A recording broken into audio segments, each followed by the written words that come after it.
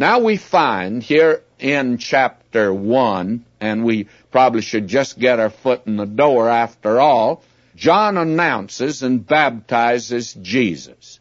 And Jesus is approved by the Father, tempted by Satan, and he begins his ministry in Galilee. He calls 4 disciples, he casts out demons, he heals Peter's wife's mother, and he prays, and then he heals a leper. And that apparently was one day's job, all of that he did there, beginning yonder in Galilee.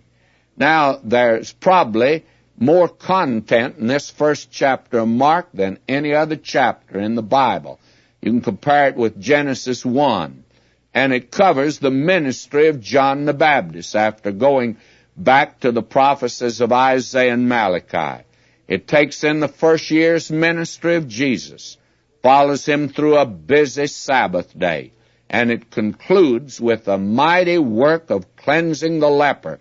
And in spite of the pressure of a busy life, Jesus took time out to pray. This chapter of crowded content is made striking by the absence of that genealogy, which is prominent in Matthew. But we've already said why. Mark contains his references. It's not a question as to his ancestors, it's rather his actions. Can he do the job? Jehovah's servant is marked out here by his accomplishments.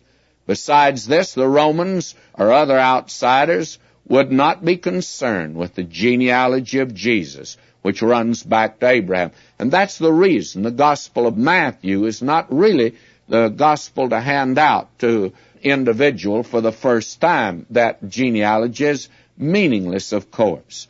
Now will you note this? We are going to look upon the Lord Jesus Christ. We are going to behold him here. And as Dr. A.J. Gordon put it, the look saves, but the gaze sanctifies.